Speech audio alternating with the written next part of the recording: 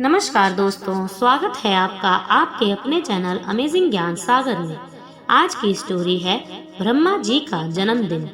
एक बार ब्रह्मा जी अपने जन्मदिन पर अपने द्वारा बनाई गई सृष्टि के बारे में सोच रहे थे। उन्हें लग रहा था कि उन्होंने सृष्टि का विस्तार करके भूल की है। पशु तो आपस में लड़ते ही हैं, देव और असुर भी इससे मुक्त नहीं हैं। कई बार तो सुर और असुरों का युद्ध बहुत ही भयंकर होता है। वह इसी सोच में रहते थे कि किस प्रकार इन लोगों को सही पाठ पढ़ाया जाए। एक बार की बात है कि ब्रह्मा जी भगवान विष्णु का ध्यान कर रहे थे। उनका जन्मदिन निकट आ रहा था। वे चाहते थे कि अपना जन्मदिन वे भगवान के चिंतन भजन में मग्न होकर मनाएं। आखिर उनका जन्मदिन आया। वह प्रातःकाल उठकर भजन पूजन करने लगे। भजन पूजन के बाद वह बैठकर संसार के बारे में सोच रहे थे। तभी उन्हें लगा कि चारों ओर से जय जयकार की ध्वनि आ रही है। उनके पुत्र नारद जी वीणा बजाते हुए और हरि नाम का गायन करते हुए आ पहुँचे। ब्रह्मा जी ने पूछा, वत्स नारद, ये कोलाहल कैसा? किसका स्वर सुनाई पड़ रहा है? लोग इधर ही बढ़े आ रहे हैं। ये कौन लोग हैं जो ब्रह्मलोक में धावा बोलने आ रहे हैं?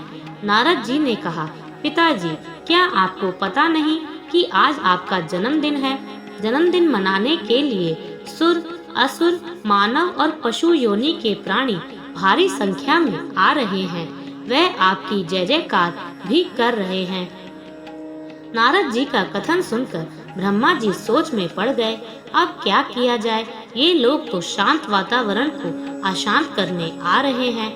ऐसे कोलाहल में मैं भगवान का चिंतन भी नहीं कर सकता।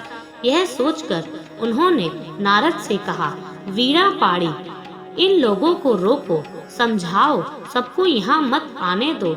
यदि ये सभी लोग यहाँ आ गए तो ब्रह्मलोक की शांति भंग हो जाएगी। और सुनो, पशु योनि के जीवों से कहो कि वे जाएं। हम उन पर बहुत प्रसन्न हैं। वे जहाँ चाहे रहें और आनंद मनाएं। सुर, असुर और मानव बुद्धिमान हैं, अच्छा बुरा समझते हैं, इसीलिए उनके 5-5 लोगों को बुला लो। हाँ नारद, एक बात का ध्यान रखना कि सभी लोग एक साथ ना आए। अगर सभी प्रतिनिधि एक साथ आ गए तो परस्पर झगड़ने लगेंगे। सबसे पहले सुर समुदाय का प्रतिनिधि आना चाहिए। वे जब चले जाएं तो असुरों के प्रतिनिधि को आने देना। उसके बाद मनुष्यों के प्रतिनिधि से मिलूंगा।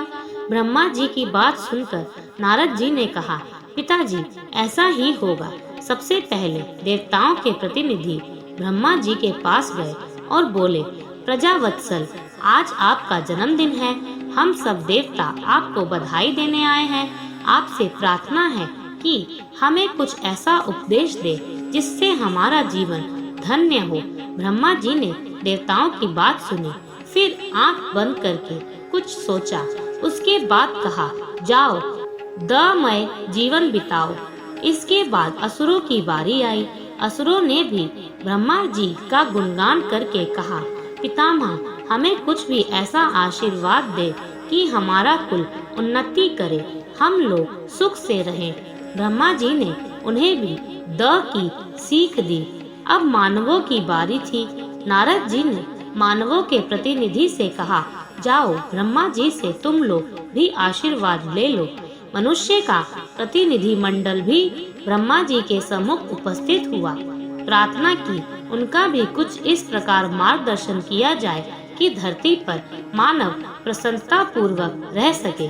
ब्रह्मलोक से सुर, असुर और मानव द का आशीर्वाद लेकर आए, लेकिन उनकी समझ में न आया कि ब्रह्मा जी ने सभी को द का ही आशीर्वाद क्यों दिया। बल दे सकते थे, बुद्धि का आशीर्वाद दे सकते थे और संगठित होकर जीवन बिताने की समझ दे सकते थे। वह सब ये सोच ही रहे थे कि नारद जी वहां आ पहुँचे। सब लोगों ने अपनी शंका नारद जी के सामने रखी। कहा, देवर्षि, अब हमें क्या करना चाहिए? नारद जी ने देवताओं से कहा, परमात्मा ने तुम्हें योग्य बनाया है, सब प्रकार का सुख तुम्हें दिया है, इसीलिए दर्प छोड़ो, अभिमान ना करें। अब असुरों ने पूछा कि हमारे लिए क्या आज्ञा है। तब नारद जी ने कहा, तुम लोगों में बल है, तुमने विज्ञान का सहारा लेकर प्रकृति पर विजय प्राप्त की है, इसीलिए तुम लोगों के लिए द का अर्थ दया है। किसी को व्यर्थ न सताना, सब पर दया करना, सबको फूलने फलने का अवसर देना। अब बारी मनुष्य की आई। नारद जी ने उन्हें कहा, ब्रह्मा जी का कहना है कि तुम लोग दानमय जीवन बिताओ, जो कुछ अर्पित करो उसमें से 10वां भाग किसी निर्धन, अपाहिज या समाज के उपेक्षित लोगों के लिए निकाल दो।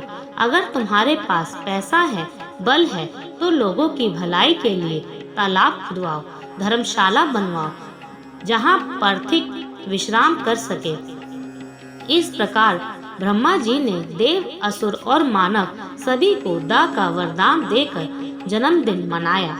ब्रह्मा, विष्णु और महेश, इन त्रिमूर्तियों को कौन नहीं जानता है।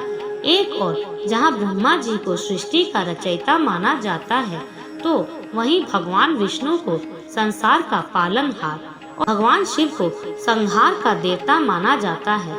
इन त्रिदेवों में से भगवान विष्णु और भगवान शिव की पूजा पूरी दुनिया में होती है, लेकिन ब्रह्मा जी की पूजा संसार में कहीं नहीं होती। क्या आप जानते हैं ऐसा क्यों है? ब्रह्मा जी सृष्टि के रचयिता होने के साथ साथ वेदों के भी देवता माने जाते हैं। उन्होंने ही हमें 4 वेदों का ज्ञान दिया। हिंदू धर्म के अनुसार उनकी शारीरिक संरचना भी बेहद अलग है। 4 चेहरे और 4 हाथ एवं चारों हाथों में एक एक वेद लिए ब्रह्मा जी अपने भक्तों का उद्धार करते हैं। लेकिन इस देव की पूजा कोई नहीं करता है। यूं तो धरती लोक पर ब्रह्मा जी के कई मंदिर हैं, लेकिन वहां ब्रह्मा जी की पूजा करना वर्जित माना गया है। पौराणिक कथाओं के अनुसार एक बार ब्रह्मा जी के मन में धरती की भलाई के लिए यज्ञ करने का ख्याल आया। अब यज्ञ के लिए जगह की तलाश करनी थी। इसके लिए उन्होंने अपनी बाह से निकले हुए एक कमल को धरती लोक की ओर भेजा। कहते हैं कि जिस स्थान पर वह कमल गिरा, वहाँ ही ब्रह्मा जी का एक मंदिर बनाया गया। यह स्थान है राजस्थान का पुष्कर शहर, जहाँ उस पुष्प का एक अंश गिरने से तालाब का निर्माण भी हुआ था। पुष्कर में ब्रह्मा जी के दर्शन के लिए हर साल लाखों श्रद्धालु आते हैं। हर साल कार्तिक पूर्णिमा पर इस मंदिर के आसपास बड़े स्तर पर मेला लगता है, जिसे पुष्कर मेले के नाम से भी जाना जाता है। लेकिन फिर भी यहाँ कोई भी ब्रह्मा जी की पूजा नहीं करता। पौराणिक कथाओं के अनुसार ब्रह्मा जी यज्ञ करने के लिए ब्रह्मा जी पुष्कर पहुँचे, लेकिन उनकी पत्नी सावित्री ठीक समय पर नहीं पहुँची। पूजा का शुभ मुहूर्त बीतता जा रहा था। सभी देवी देवता यज्ञ स्थली पर पहुँच गए थे, लेकिन सावित्री का कोई अता पता नहीं था। कहते हैं कि जब शुभ मुहूर्त निकलने लगा, तब कोई उपाय न देखकर ब्रह्मा जी ने नंदिनी गाय के मुख से गायत्री को प्रकट किया और उनसे विवाह कर अपना यज्ञ पूरा किया। कहते हैं कि जब सावित्री यज्ञ स्थली पहुंची, तो वहां ब्रह्मा जी के बगल में किसी और स्त्री को बैठे देख वो क्रोधित हो गईं। गुस्से में उन्होंने ब्रह्मा जी को शाप दे दिया और कहा कि जाओ, इस पृथ्वी लोक में तुम्हारी कहीं पूजा नहीं होगी। हालांकि बाद में जब उनका गुस्सा शांत हुआ और देवताओं ने उनसे शाप वापस लेने की विनती की, तो उन्होंने कहा कि धरती पर सिर्फ पुष्कर में ही ब्रह्मा जी की पूजा होगी। इसके अलावा जो कोई भी आपका दूसरा मंदिर बनाएगा, उसका विनाश हो जाएगा। पद्म पुराण के अनुसार ब्रह्मा जी पुष्कर के इस स्थान पर 10,000 सालों तक रहे थे। इन सालों में उन्होंने पूरी सृष्टि की रचना की। पुष्कर में माँ सावित्री की भी काफी मान्यता है। कहते हैं कि क्रोध शांत होने के बाद माँ सावित्री पुष्कर के पास मौजूद पहाड़ियों पर जाकर तपस्या में लीन हो गई और फिर वहीं की होकर रह गई। मान्यता अनुसार आज भी देवी यहीं रहकर अपने भक्तों का कल्याण करती हैं। उन्हें सौभाग्य की देवी माना जाता है। मान्यता है कि माँ सावित्री के इस मंदिर में पूजा करने से सुहाग की लंबी उम्र होती है और मनोवांछित फल प्राप्त होते हैं। यहाँ भक्तों में सबसे ज्यादा महिलाएं ही आती हैं और प्रसाद के तौर पर मेहंदी, बिंदी और चूड़ियाँ माँ को चढ़ाती हैं। धन्यवाद दोस्तों, ये स्टोरी आपको कैसी लगी कमेंट्स करके जरूर बताइएगा।